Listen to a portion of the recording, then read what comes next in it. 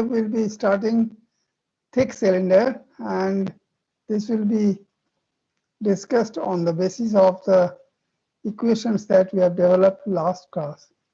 In the last class, we have developed a general form of equation involving sigma theta and sigma r. That means the circumferential and the radial stresses, and this will be useful for solving problems on both thick cylinder and rotating disk.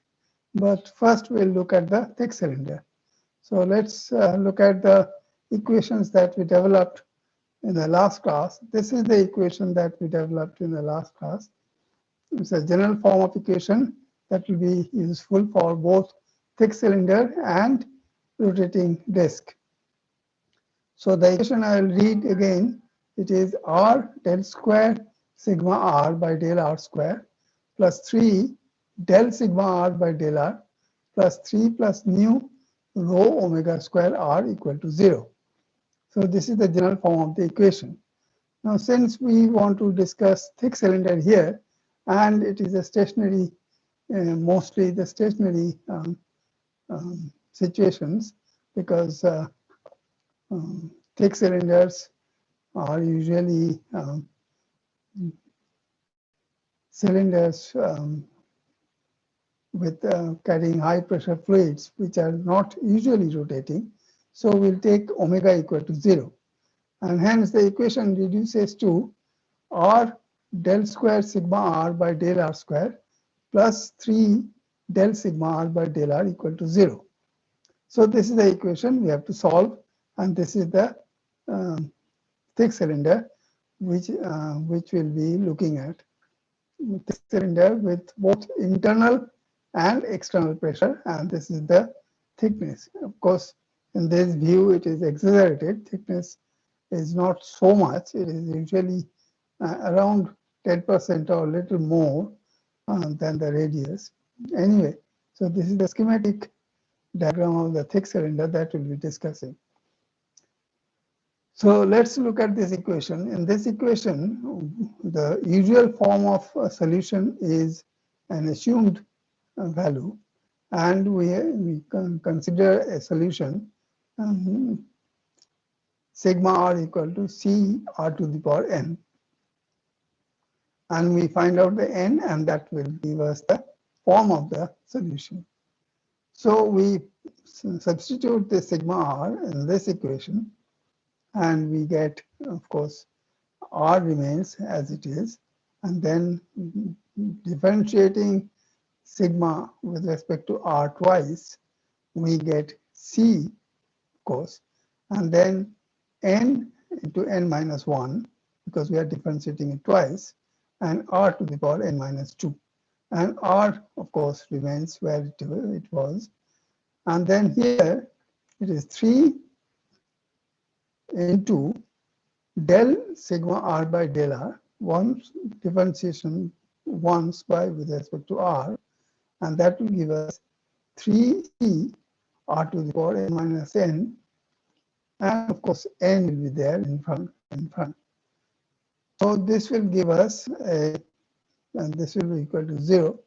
And here, since 1r is there, we can make r to the power n minus 1 here, and r to the power n minus here. So we take 3 r to the power n minus 1 outside the bracket, and we get n squared plus 2n, because there is minus 1 here, and 3 is already there. So 3n minus n gives you plus 3n minus n gives you 2n. So we get c r to the power minus 1 n squared plus 2n equal to 0. So the solution is n equal to either 0 or minus 2. So this is a typical way of solving these sort of equations. Sigma r becomes either sigma r becomes c1 plus c2 c1 plus when n equal to 0 plus c2 r to the power divided by r to r square, because it is minus 2. So CR is equal to C1 plus C2 by r square. This is the solution. And if we substitute this in our order equation, this is the first equation that we developed from the equation of equilibrium. If you remember, assuming a plane stress condition, and we got a very simple equation from the equations of equilibrium. Only one equation was left, and there we get a relation between sigma r and sigma theta. So here we can write sigma theta in terms of sigma r as r del sigma by del r plus sigma r. This is quite clear. If you multiply both sides by r, you get this. This is simple. So you substitute sigma r in this equation, and you will see very simply, you will get C1 minus C2 by r square. Okay? So I'll go through it again. We wanted to solve this differential equation. And here we start with some assumed value of sigma r, and we say sigma r is equal to C r to the power n. And when we derive it twice with respect to r, we get C n minus 1 r to the power n minus 2. Simple. And then 1 r is there, so this r is also shown here. And then you've got 3 differentiating sigma r once with respect to r will give you 3c r to the power n minus 1 into n. Of course, n will be there. And it will give you c r to the power n minus 1. Take it outside the bracket, and you got n square plus 2n is equal to 0. So you put this n square plus 2n equal to 0, that is the solution. And it will be either n equal to 0 or n equal to minus 2. Okay, so this is the solution for this equation, and hence sigma r will be C1 plus C2 by r square. C1 plus C2 by r square. C1 is for n equal to 0, and C2 is for minus C2 divided by r square. Okay, here is sigma r, that is radial stress, is equal to C1 plus C2 by r square. Now we need to find out sigma theta also. So we go back to the first equation we derived from the equations of equilibrium. If you remember, we did it by assuming a plane state solution, and there we got only one simple equation remaining with the assumptions. Here I can write sigma theta in terms of sigma r as sigma theta equal to r del sigma r by del r plus sigma r. So if you substitute sigma r equal to C1 plus C2 by r square here, you will see very simply you get C1 minus r square. I'm not going into the detail of this. This is very simple thing. You can do it yourself. So we have got two equations. C1 equal to 1 plus C2, and sigma r is equal to C1 plus sigma 2 by r square, and sigma theta equal to C1 minus sigma 2 by r square. So it's a very simple thing to remember. Sigma r is plus and sigma theta is minus, and the rest remaining the same. And this is a famous Lamè's equation, and it will be very useful for solving all kinds of thick cylinder problems. So we remember this. This is equation number 2.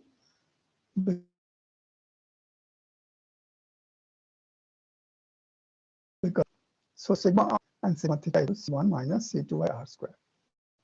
Okay, so we go to the now to solve this. You think the impression di and radius is ri and external rho. So boundary condition is that r equal to ri, sigma r, that is the real will be pi, and at r equal to ro, sigma r, that is the radial stress, will be p. But there is both these will r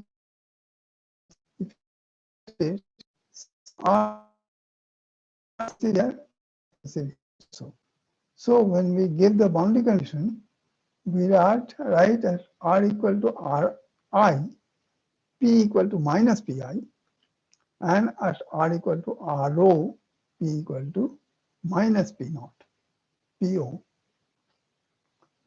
So if we go back to the Lamez equation, you can substitute this boundary condition, and you can write minus pi is equal to C1 plus C2 by Ri square, because the equation was sigma r equal to C1 plus C2 by Ri square.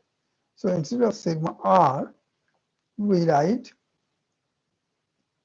minus pi, and here in place of r, we write Ri. Similarly, for the second boundary condition, we write minus PO is equal to C1 plus C2 by RO square. Okay? So substituting boundary conditions in Lamez equation, that means in this equation, we get these two equations, relations. Now if you solve these two, simple algebraic manipulation, so I won't go into this. You'll see you can easily find out C1 and C2. And C1 you will find out pi Ri square minus PO RO square divided by RO square minus Ri square. And C2 will be Ri square RO square within bracket PO minus PI divided by RO square minus Ri square.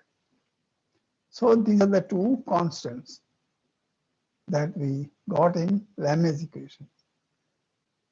Okay, so with these boundary conditions, we get two constants C1 as pi Ri square and minus PO RO square divided by RO square minus Ri square, and C2 equal to Ri square RO square into PO minus PI divided by RO square minus Ri square.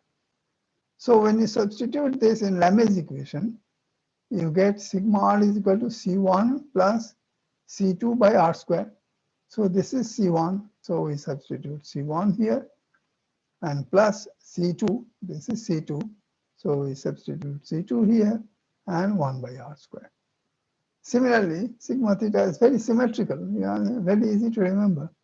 Sigma theta is again C1, C1 is the same thing, this one, pi Ri square minus PO RO square divided by RO square minus Ri square, and minus, same thing, except there's a minus, Ri square RO square PO minus PI divided by RO square minus Ri square, 1 by R square. So these are the two stresses that will be developed if you have both internal and external stresses on a thick cylinder. Okay? So I think physically, if you want to understand, you take a part of the thick cylinder. This is the part of the thick cylinder. The circumferential stresses at a point will be tangential to that point. So if it is tensile, it will look like this. And if it is compressive, it will look like this. So sigma r is always compressive, because that is compressing the material. But sigma theta can be either compressive or tensile depending on the sign. If it is plus, say sigma theta in the after the calculation comes out to be positive, then it will be tensile. It will look like this. At a point it is pulling out, and if it is compressive, it will be pulling in. The arrows will be just opposite. Okay, so remember that sigma r and sigma theta we have found out for a general case where both internal and external pressures are existing. And if you vary the value of r, you get the stress variation along the thickness. Okay, and remember that sigma r is always negative, but sigma theta can be negative or positive depending on the sign of the final value that comes out after the solution. Okay, so that's the general case when both internal and external pressure are existing. But it's not always so.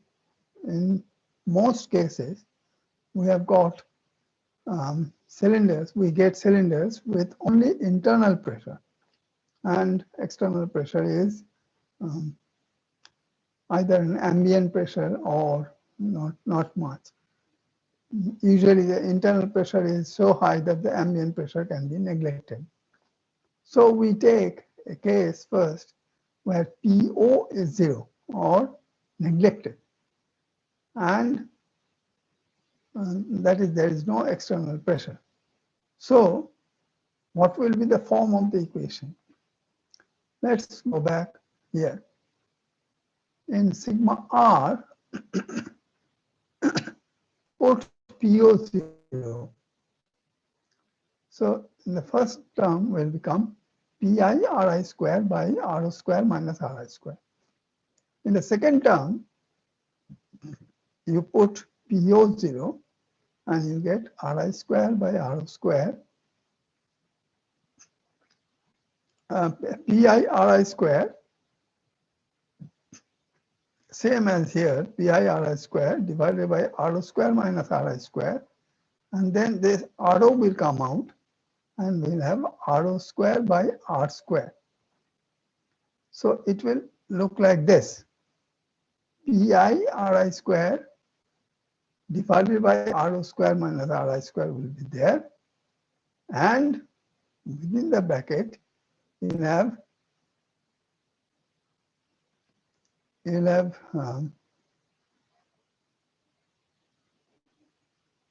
minus Ro square by R square, because here it is pi is minus, so we have taken out only Ri square by R square, Ri square by Ro square minus Ri square. So we are left with 1 by minus Ro square by R square. So this is the form of the equation from the first equation. Sigma r will look like this: pi Ri square divided by Ro square minus Ri square minus Ro square by R square plus 1. Similarly, let us look back for sigma theta. Sigma theta, you put PO 0 and PO 0. Again, pi Ri square divided by Ro square minus Ri square will come out of the bracket, and you'll be left with Ro square by R square plus 1. You can see that here. If you take pi Ri square by R square minus Ri square, what are you left with? PO is 0. So this is 1. And here PO is 0 and it is minus, but Ro square is there, and this will make it plus. This is minus and this is minus. So it will make it rho square by r square. So you get two equations. Sigma r is pi ri square by rho square minus ri square minus rho square by r square plus 1, and sigma theta equal to pi ri square divided by rho square minus ri square within bracket rho square by r square plus 1. Because of this negative sign, it makes it plus. Okay, now let's look at the stress distribution. You see, all we are trying to do, we are trying to find out how the stress will vary within the thickness of the wall. Because obviously within the cylinder there is a gas or whatever which produces an internal pressure. And what stresses does it produce in the wall thickness? Here I have shown the variation of sigma r and sigma theta along the horizontal axis. It does not mean that these two stresses are only in the horizontal axis. This will be in any radius, the stress distribution will be there. Wherever you take for all radius, for any radius, the stress distribution will be along the thickness. Now let's see how sigma r varies. Now this is the point where r equal to ri, and this is the point where r equal to r naught. Let us look at sigma r when r equal to r naught. R equal to r naught is this point, the outside point. So if r equal to r naught, then this thing becomes 0. So there is no sigma r. Sigma r is 0. That is quite obvious, because we said there is no external pressure. PO is 0. If PO is 0, then sigma r at the outside radius has to be 0. Now let's look at r equal to ri. If we put r equal to ri, then you will have r square, rho square by ri square, since rho is larger than ri, will be larger than 1. And hence, the term within the bracket will be a negative quantity, and with some magnitude.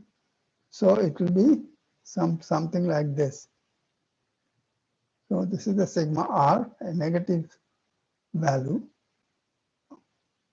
okay, because then more than 1, because rho square by ri square, this is at r equal to ri, is more than 1, and that is negative. And hence, this whole thing becomes a negative value with some magnitude. Whatever the magnitude, that we have to calculate depending on the radius and the pressure. So this is the variation of radial stress, 0 here and some negative value here. And because it is r square, it will have a parabolic nature. Okay. Now we look at sigma theta. Sigma theta at r equal to ri, this rho square by ri square is more than 1, because rho is larger than ri. So this will be more than 2. So some value will be there. Some positive value will be there. Okay? There is no negative term here.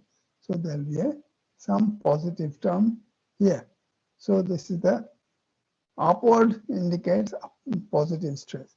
That is the sigma theta at r equal to ri.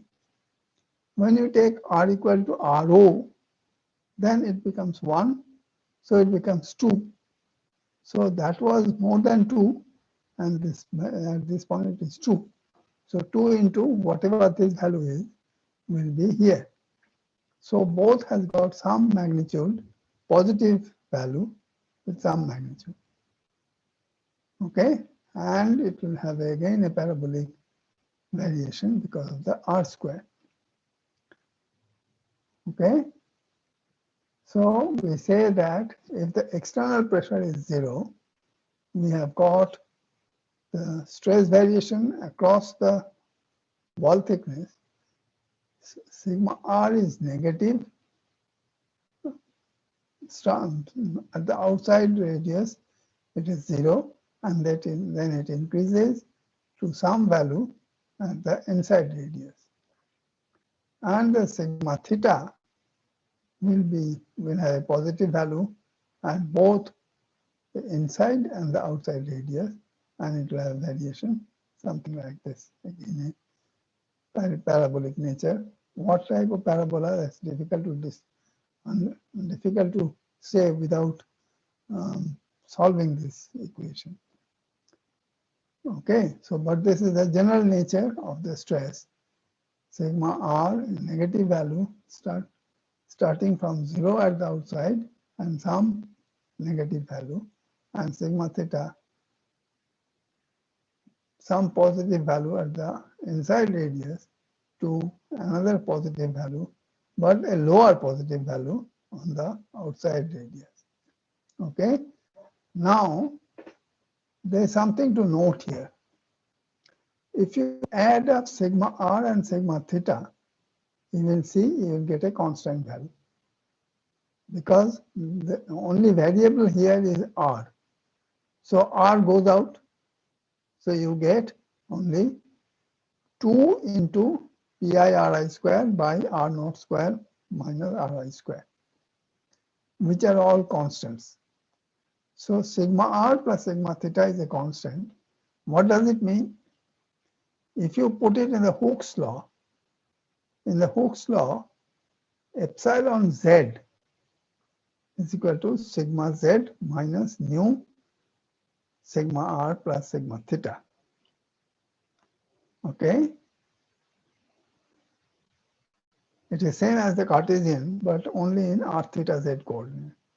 So epsilon z will be 1 by e sigma z minus nu sigma r plus sigma theta. But sigma z is 0, we have assumed. So sigma theta plus sigma r is constant. What does it mean? It means that the deformation in the z direction is uniform. And this means that the cross section perpendicular to the cylinder axis remains plane, because they are not changing. The deformation is uniform. So they have uniform deformation from one section to another section. And this is the condition that satisfies the plane stress condition. So what we assumed is correct. We assumed a plane stress condition, and here we see that this is true. Okay, this is just a corollary from the first calculation. Now we go to the second condition, where Pi is 0. That means there is no internal pressure, only external pressure. Now you may ask, what kind of situation is this? If you dip a pressure vessel without any fluid within, then it will have only the external pressure, not any outside pressure. Or a pipe under the ocean or some depth of water. So there are many examples of this. So we take a case where Pi is 0 and Po is only existing. So let's go back again to this equation, if we take pi is 0, then this first term becomes 0, and it becomes minus P naught R naught square divided by R naught square minus Ri square. So that's what we write, P naught R naught square by R naught square minus Ri square, and that is minus, so that is minus 1. So this minus is there. And in the second term, P naught is there, P naught is there, Pi is not there. So this is a positive term. And if we take PO square, PO RO square, PO RO square divided by RO square minus RI square, like we did for the first term, and then we'll be left with Ri square by R square. Clear? We are taking Pi to be 0. So in the first term, we'll have minus PO RO square divided by RO square minus Ri square. And in the second term, we'll have PO RO square by RO square minus Ri square, same as we got before, multiplied by Ri square by R square. So that's what we have written here. We have written here PO RO square divided by RO square minus Ri square, and we have got within bracket Ri square by R square minus 1. As you change the radius, you get different values of sigma r. Okay? Similarly, if you put the same thing for sigma theta, you will get a very similar equation, except this minus will make a change. Here, this minus will not be there, it will be plus. And the whole thing will be negative. Whole thing will be negative because there is a negative here, Pi is 0, and there is a negative here, Pi is 0. So the whole thing is negative. So it is minus PO RO square by RO square minus Ri square, and Ri square by R square plus 1. Okay? So these are the two equations for sigma r and sigma theta when there is no internal pressure. So this comes out very easily if you look at it and sit down carefully and look at it carefully. You will see that this equation comes very simply. Now, more importantly, let us see what kind of stress variation this gives. As I say, although I am showing the stress distribution along the horizontal axis, this stress distribution at any point, it is the stress distribution within the wall. But this is for the sake of convenience, I have shown it in the horizontal section. Anyway, let's look at sigma r. At r equal to ri, this is 1 and this is minus 1. So r equal to ri, it becomes 0. And that is quite clear because we have got no internal pressure.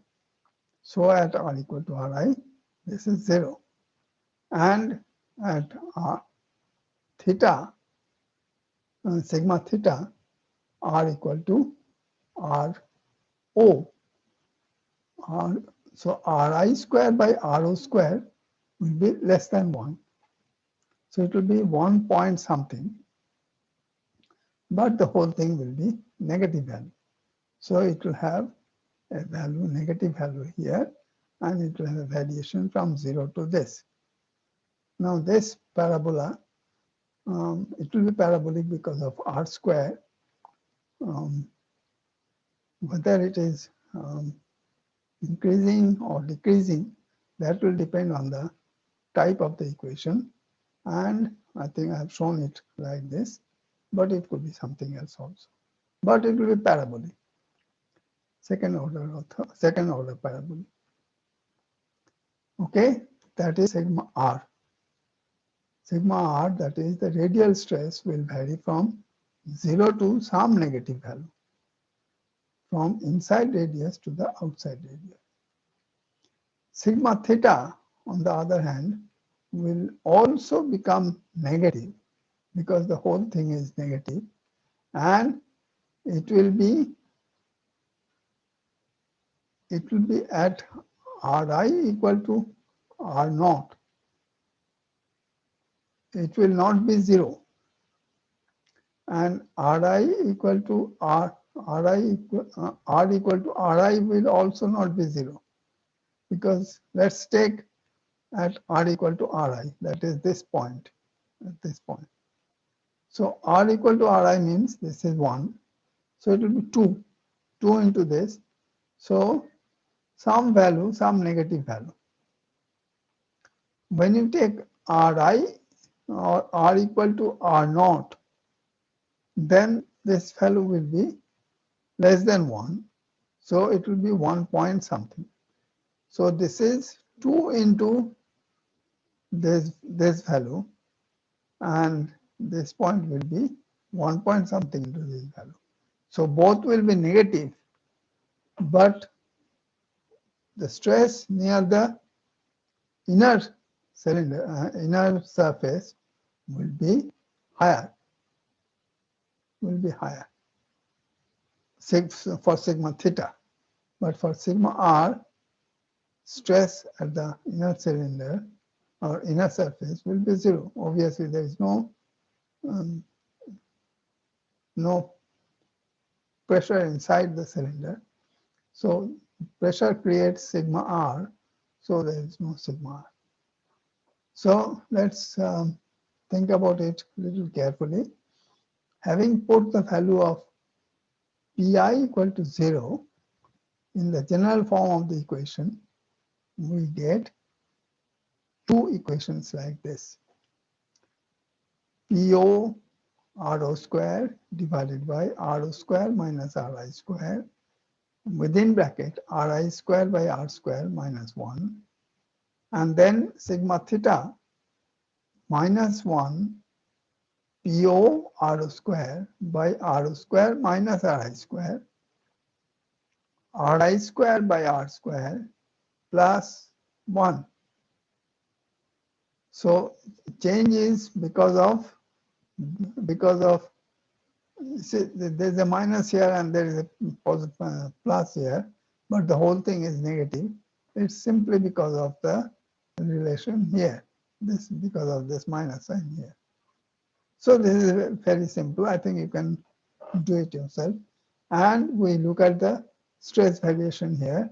Sigma r varies from 0 at the inner surface to some negative value, and sigma theta varies from some negative value to a higher negative value. So the difference is when there is no external pressure, radial stress, as I said, is always negative. Radial stress will be negative and it will have some value, and at the outside radius it will be 0, and sigma theta will have some value, higher value at the inside radius to a lower value, lower positive value on the outside radius. So here sigma r is 0 and sigma theta is, sigma r is negative and sigma theta is positive, and sigma r is 0 at the outside radius and increases to the inside radius, but both are negative, whereas sigma theta is a higher positive at the inner radius to a lower positive at the outside radius. Whereas if the internal pressure is not there, only external pressure is there, then both the stresses are negative. That means both the stresses are compressive. And if I remind you, sigma theta compressive means this arrow will be opposite. So they are pressing each other at any given point. And sigma r is always negative. So we have got both compressive stresses, sigma r and sigma theta, when external pressure is there and internal pressure is not there. Okay, remember this. This stress variation across the wall thickness is the important thing, and all these equations that we develop is purely because of this, because we want to know how the stresses vary across the thickness. Okay, now there is one very important point which I want to discuss, but I don't want to go into the depth of it because it can be very complex, and I don't want to give you that complex theory. I have a NPTEL course. If you want, I'll give you the link. You can go through that. But here I'll discuss only simple things. Now, main thing is, as you increase the internal pressure, the stresses within the material will increase.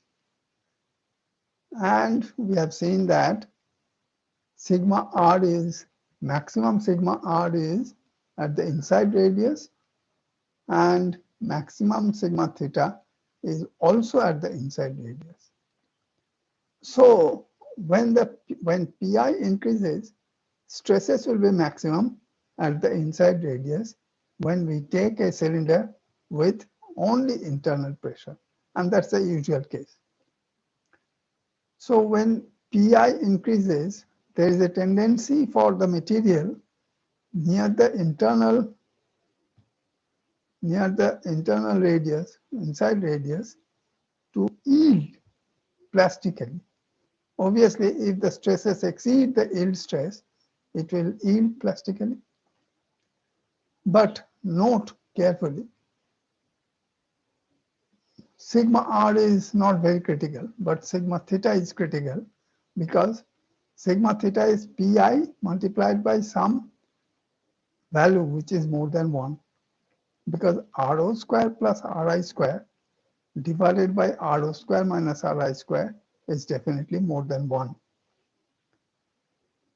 So sigma theta can be more than yield stress even when the pressure is not reaching the yield stress.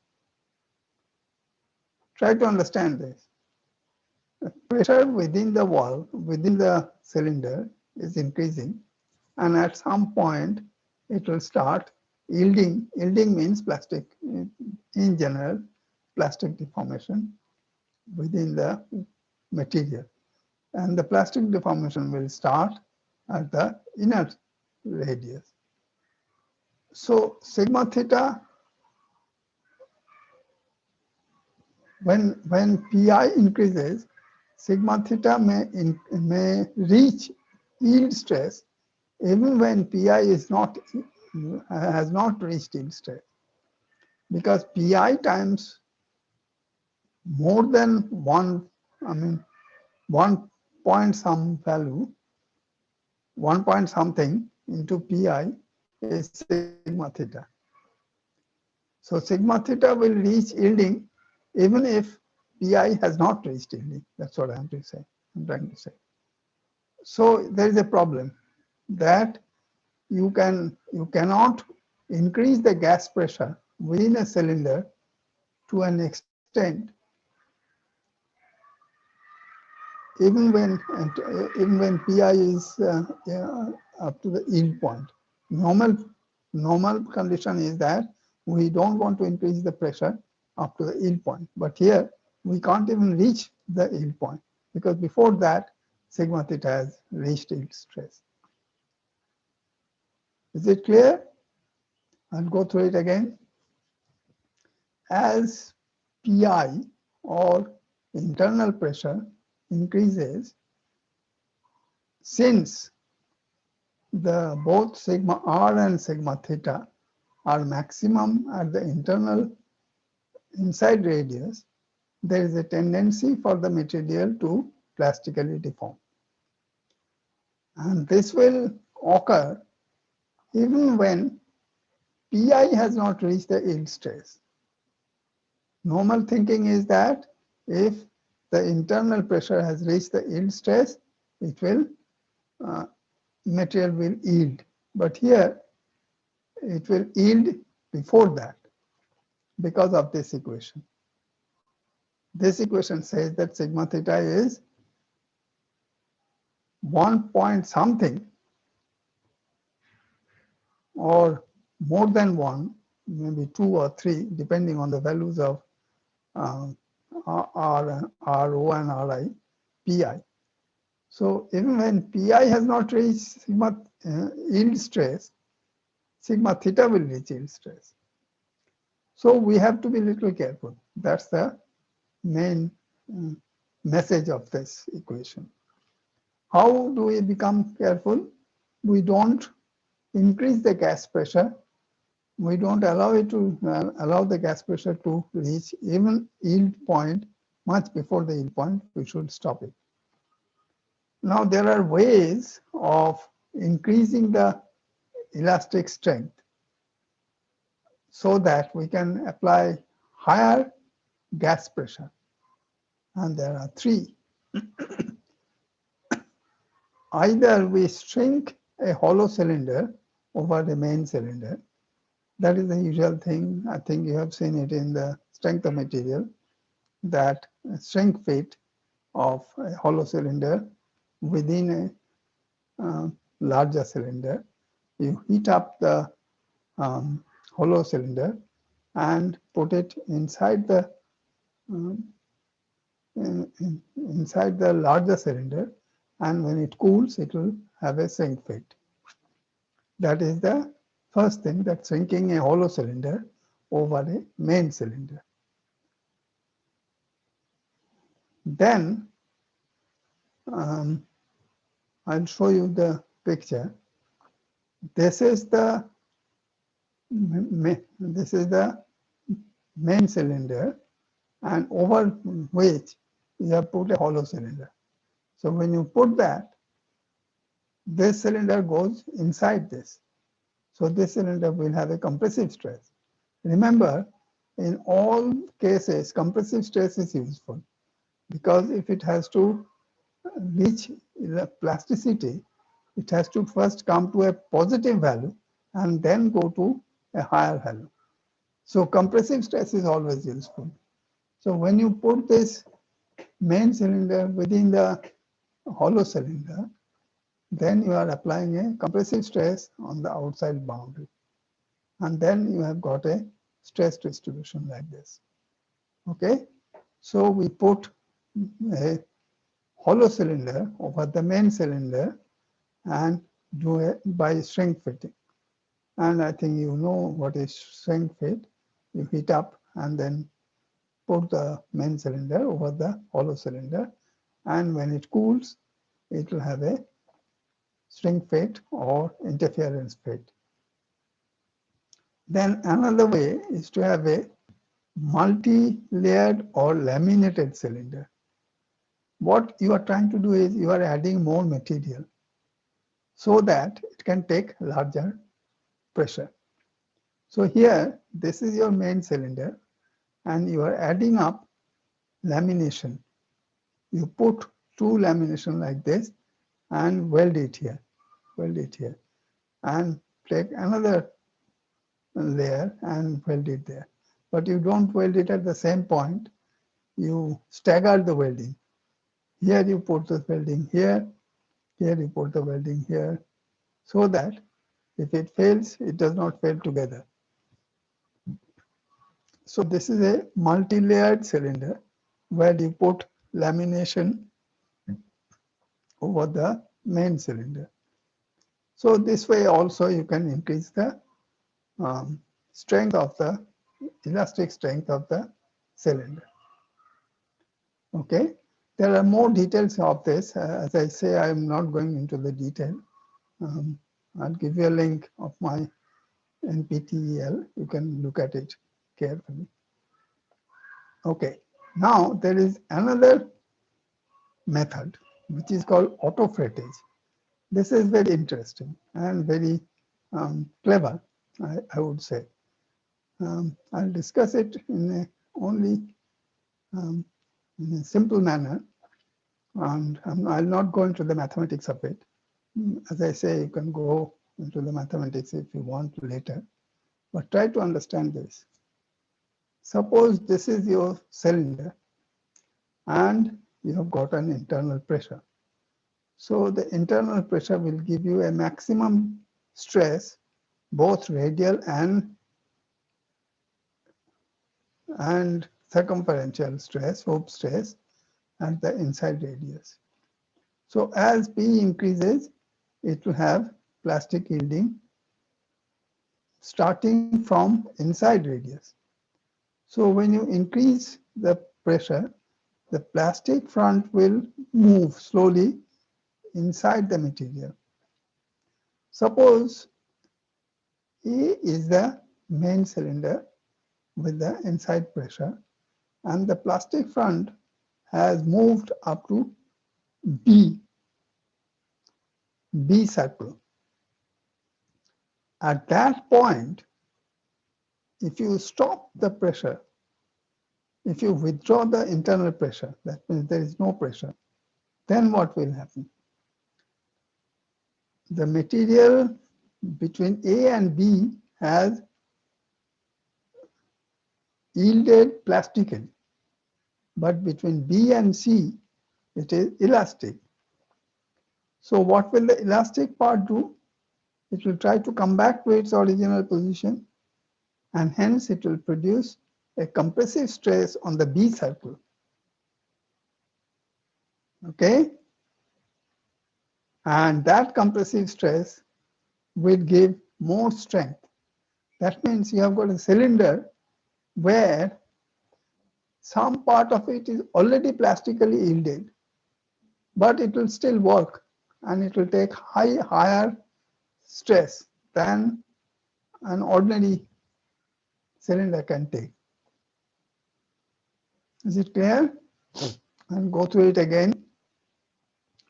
You've got a cylinder with internal pressure, and as we know that the internal pressure is maximum at the inside radius, both radial and circumferential stresses. As we increase the pressure, it will start the material near the internal radius will start yielding or deform plastically. So the deformation will go ahead into the material as you increase the pressure Pi. So let it go up to the circle B. And at that point, you withdraw the pressure. This pressure you withdraw. Open a valve and let the gas come out. So then the part between B and C is elastic, and part between A and B is plastic. So the elastic part will try to come back to its original position and hence produce a compressive stress on the B circle.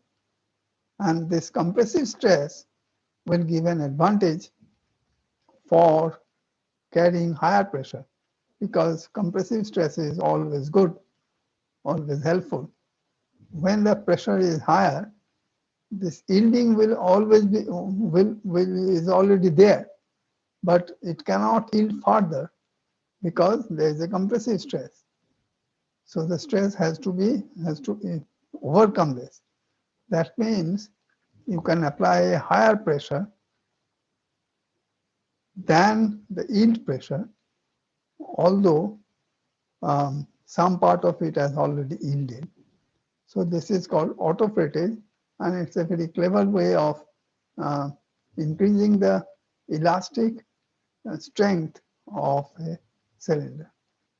So I'll stop here. You can see in more detail. As I say, I'll give you the link later for the NPTEL, and that NPTEL is in PDF form, so you can see it. Okay, so that's it for today.